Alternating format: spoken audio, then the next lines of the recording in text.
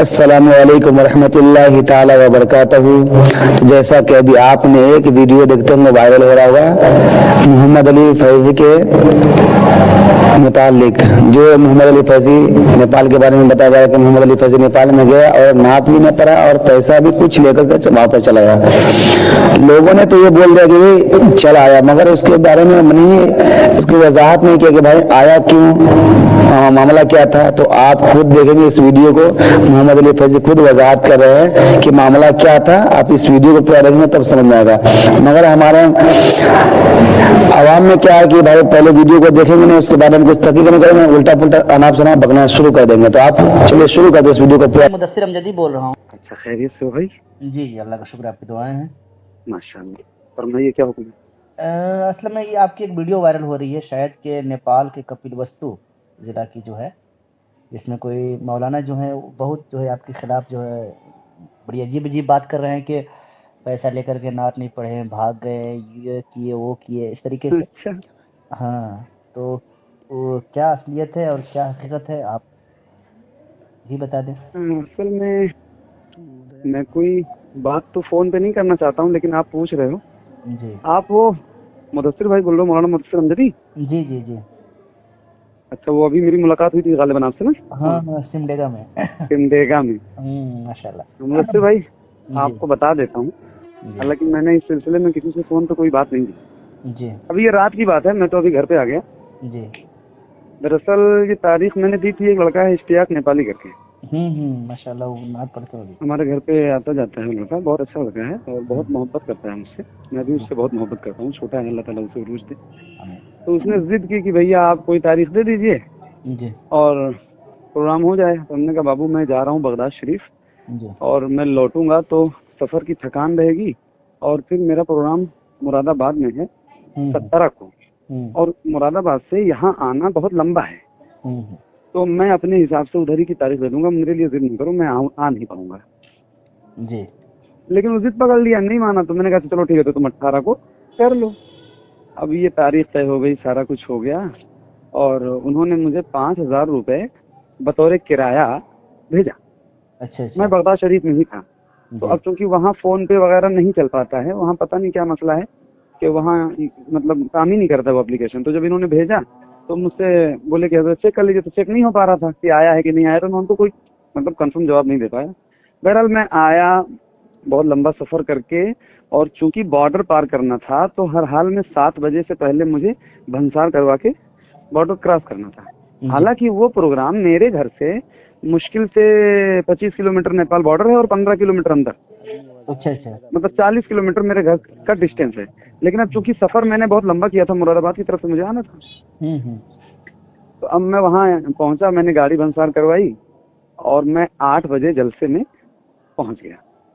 अब वो वीडियो आपने देखी होगी, मैंने भी देखी, चूंकि अभी जुमा की नमाज से पहले कई लोगों ने मुझे भेजा, तो एक नजर मैंने उसको देखा कि क्या उन्होंने बयान किया है। तो उसमें आपने देखा होगा। हाँ, अब लोग भेजते हैं तो अब मैंने देख लिया। नहीं जरूरी। अब उसमें मौलाना तबरेज साहब बेचारे जो हैं, वो बहुत नेक और बहुत अच्छे इंसान हैं। जी। मैं मतलब बाई नाम उनको पहले से नहीं पहचानता था, बाई फेस मेरी मुलाकात उनसे मेरी याददाश्त में है। अच्छा। उन्होंने ही शायद मुझे वो पैसे भी भेजे थे, जैसा कि उस वीडियो में मैंने सुना। और जब वीडियो में सुना तभी मुझे पता भी चला कि उनका नाम तबरेज है। अच्छा। वरना वहां जब मैं पहुंचा हूँ 8 बजे, तो तबरेज भाई से मेरी फोन पे चूंकि बात नहीं हो पा रही थी, इश्तियाक मेरे साथ था और इश्तियाक की शायद बात हो रही थी मौलाना तबरेज से। तो वो लोग डायरेक्ट मुझे, कुछ लड़के आए कमेटी के और वो मदरसे में लेके चले गए। मदरसे में जब मैं पहुंचा तो वहाँ कम से कम 400-500 लड़के आ गए। अच्छा। और वो लड़के आए तो वो फोटो फाटा और ये दुनिया भर का जो खुराफात है सब, और परेशान करने लगे। तो मैंने कहा कि भाई मुझे अगर यहाँ रखोगे आप लोग तो पूरा जलसा यहीं चला आएगा, और मैं बहुत लंबा सफर करके आया हूँ और थका हूँ, तो थोड़ा कोई ऐसी जगह मुझे बता दो जहाँ मैं थोड़ी देर आराम कर लूँ, सो लूँ। बिल्कुल, है ना, मैंने कोई गलत बात तो नहीं की ना इसमें? जाहिर सी बात है, आदमी थका रहेगा तो आराम करना है ना। और उसके बाद वो मौलाना तबरेज साहब बेचारे, उन्होंने किसी से फोन के जरिए कहा कि उनको मेरे घर पे ले आइए। तो वो लोग मुझे उनके घर पे ले गए। जब मैं उनके घर पे पहुंचा तो वहाँ मौलाना फैजान जमाली साहब जो खतीब थे उस जलसे के, और मौलाना मुफ्ती रफीक अन्नापुरी साहब, वो भी उस जलसे के खतीब थे। ये 2 खतीब थे। वो दोनों हजरात वहाँ पे पहले से मौजूद थे। मैं पहुंचा, सलाम दुआ, तो मौलाना तबरेज साहब आए, कुछ देर में वो आए वहाँ, और फिर मेरी उनसे मुलाकात हुई, लेकिन मैं नाम नहीं जानता था उनका, तो ये नहीं जान पाया कि यही मौलाना तबरेज है। खैर उन्होंने मेरी खैरियत पूछी, चाय पानी पूछा, खाने के लिए कहा। उनकी ज़ियाफत में किसी तरह की कोई कमी नहीं रही। हम लोगों ने खाना वगैरह खाया और चाय पानी के बाद फिर उन्होंने मुझसे कहा, हजरत और कोई बात हो तो बताइए। तो मैंने कहा नहीं भाई, अब कोई बात नहीं है, अब आप मुझे माइक दे दीजिए।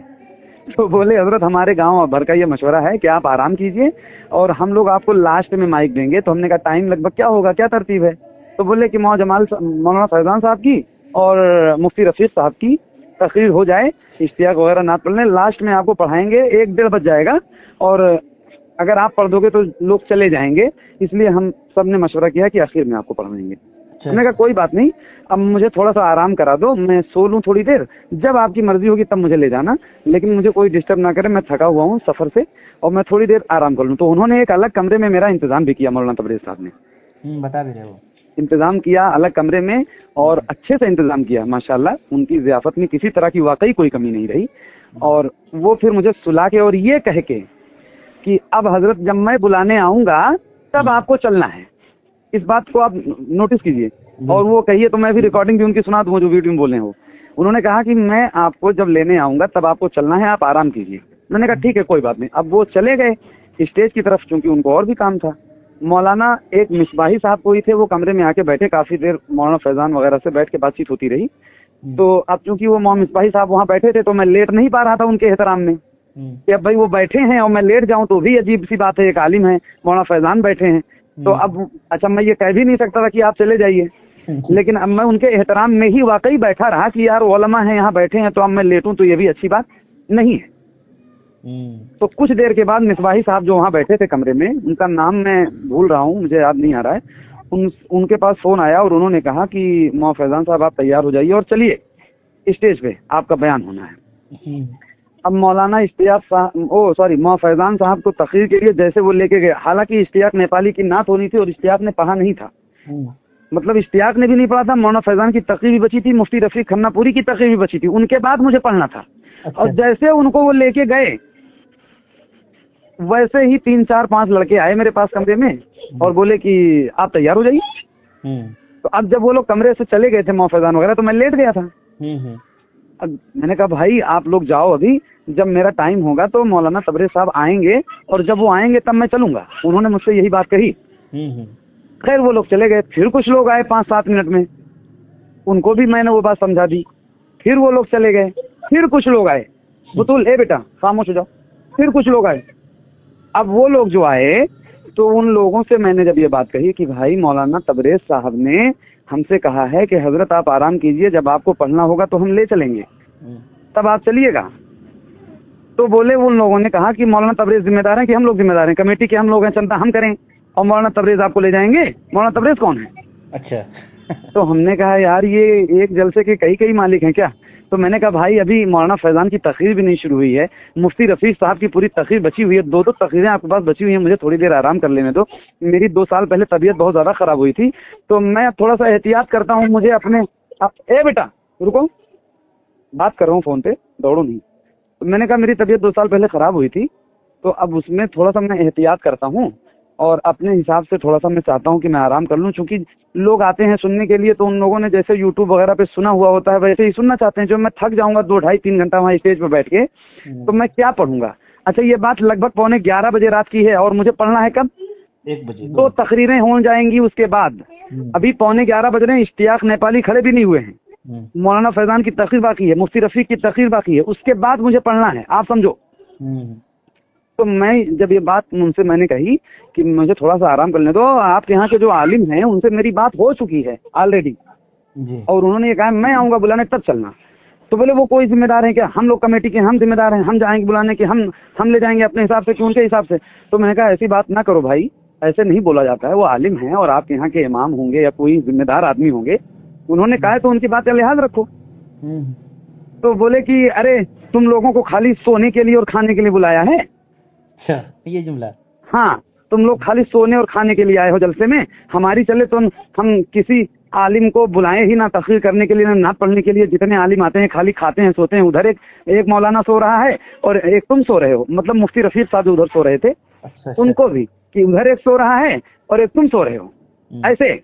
और जितने हैं सब ऐसे ही खाली खाते हैं और सोते हैं जलसे में पहुंच के, इनको कोई मतलब नहीं है। हालांकि होना ये चाहिए कि ईशा के बाद जैसे जलसा शुरू हो तब से लेके जब तक खत्म ना हो तब तक जलसे में स्टेज पर बैठना चाहिए तुम लोगों को, ऐसे मतलब बहुत सख्त लहजे में बदतमीजी के साथ। और भी बहुत सी बातें उसने कही जो मैं नहीं कहना चाहता हूँ। जी। तो ये बात मुझे बुरी लगी कि यार ये मुझे तो कह ही रहा है और उलमा को भी कह रहा है, तो कम से कम मेरा एहतराम नहीं करता, उलमा का तो एहतराम करता। तो मैंने कहा भाई आपकी ये जो बात है ना ये अच्छी नहीं है, इस तरह की बात ना करो। तो बोला हमारी चले तो हम जलसा ही ना करवाएं, तुम लोगों को बुलाएं ही ना, ये सब पागल हैं कमेटी के लोग और जिद करते हैं, मानते नहीं है कोई बात। मतलब तरह तरह की बात उसने जितनी खुराफात करनी थी उतनी खुराफात की। तो मैं उठा भैया, मेरी गैरत ने गवारा नहीं किया कि अब इतनी सारी बातें यहाँ ये कर रहे हैं बदतमीजी से। और जब मौलाना तबरेज ने कह दिया था कि अच्छा, मौलाना तबरेज साहब ने वीडियो में कहा है कि आलिम से बात करेंगे तो आलिम की तरह जवाब मिलेगा, जाहिल से बात करेंगे तो जाहिल की तरह जवाब मिलेगा। तो जब आप मुझसे ये बात मौलाना तबरेज साहब कह के गए थे कि मैं बुलाने आऊंगा तब जाना, तो ये 3-3 बार और लोगों को भेजने का क्या मतलब था? वही तो आप समझो इस बात को। उन्हीं का जवाब दे रहा हूँ मौलाना तबरेज साहब का। उन्होंने खुद ही ये वीडियो में बात कही है कि मैंने मोहम्मद अली कि शायद के मौलाना तबरेज से वो लोग बगैर पूछे आ जाते होंगे सिर्फ अपनी ऐसा भी हो सकता है, ऐसा भी हो सकता है। लेकिन मौलाना तबरेज साहब के इल्म में अगर ये बात नहीं थी कि वो 3 बार बुलाने गए तो बयान कैसे किया उन्होंने? इसका मतलब उनकी जानकारी में थी ये बात कि वो लोग जा रहे हैं आ रहे हैं, है ना? तो वो खुद ही कह चुके थे कि मैं जब आऊंगा तब आप चल रहे। और ये बात वो मुझसे कह चुके थे। तो हम लोग थके रहते हैं, थोड़ा सा आराम अगर कर लेंगे तो मेहनत से अच्छा ही पढ़ेंगे ना भाई। जाहिर सी बात है। अब ये तो कोई समझ नहीं रहा। तो अब इतनी बात बुरी लगी भाई तो मैं चला आया, क्योंकि उन्होंने फिर उलमा की शान में तौहीन करना शुरू कर दिया ना, तो मुझे बुरा लगा कि उन्होंने सबको उसी में लपेट दिया, तुम सारे मौलवी मौलाना फलां ढिमाका। फिर मैंने गाड़ी उठाई और फिर मैं अपना चलाया एक होटल में, क्योंकि रात बॉर्डर क्रॉस नहीं कर सकता था। तो एक होटल में जाके वहीं अपना आराम से सोया और सुबह वो फिर बोल रहे कि फोन भी नहीं उठा रहे थे और ये कोई जवाब भी नहीं दे रहे थे। मैं लगाया नहीं, गलत बात। आप बताओ पहले कि मैं फोन क्यों नहीं उठाऊंगा? मेरे फोन में उनका 1-2 बार फोन आया। अब क्योंकि नेटवर्क का मसला रहता है वहाँ पे, तो अब जहाँ तक वो बात हो पाती थी, क्योंकि मैं इंडिया का हूँ, बॉर्डर का मामला था, तो एयरटेल वाला सिम जो है नेटवर्क कहीं कहीं पकड़ता था।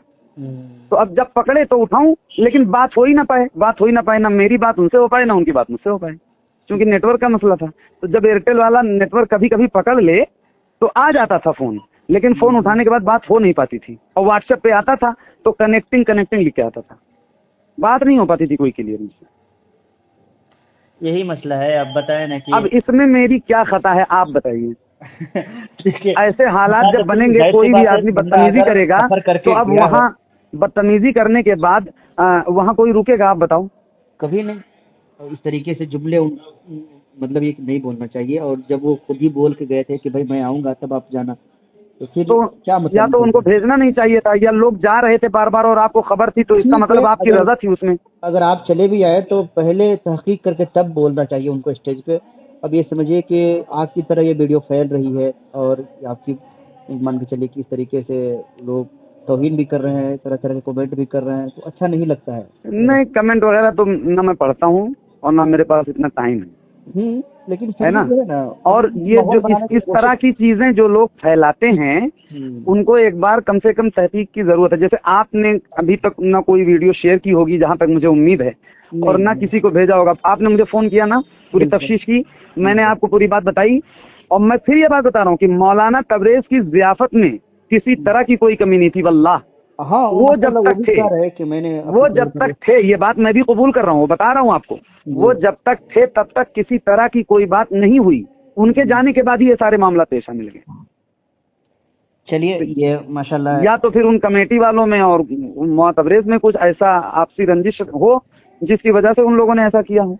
वल्लाहु आलम बिस्सवाब। मतलब इत्तेहाद कर रहा हूँ मैं, बाकी मैं कोई मेरी कोई तहकीक नहीं लाना चाहिए इसको, चूंकि अभी आए दिन स्टेज के जो है क्लिप्स वायरल हो रहे हैं, अच्छा माहौल बिल्कुल नहीं बन पा रहा है, समझ रहे हैं? हम लोग चाहते हैं कि नहीं। आप बताइए, आप मुफ्ती साहब, अमजदी साहब, मुदस्सिर भाई, कि अब इस तरह के हालात अगर आपके साथ पेश आएंगे तो आप क्या करेंगे? आप बताइए। कोई आपके सामने उलमा को कहेगा और ऐसे कहेगा तुम लोग खाने सोने आते हो, तो इस तरह की चीजें आएंगी तो क्या करेंगे आप? ये दर्द कोई कुछ तो जमीर जिंदा है ना भाई। थक के मर के सफर करके पहुंचो और उसके बाद ऐसी इस तरह की बातें कोई करेगा। और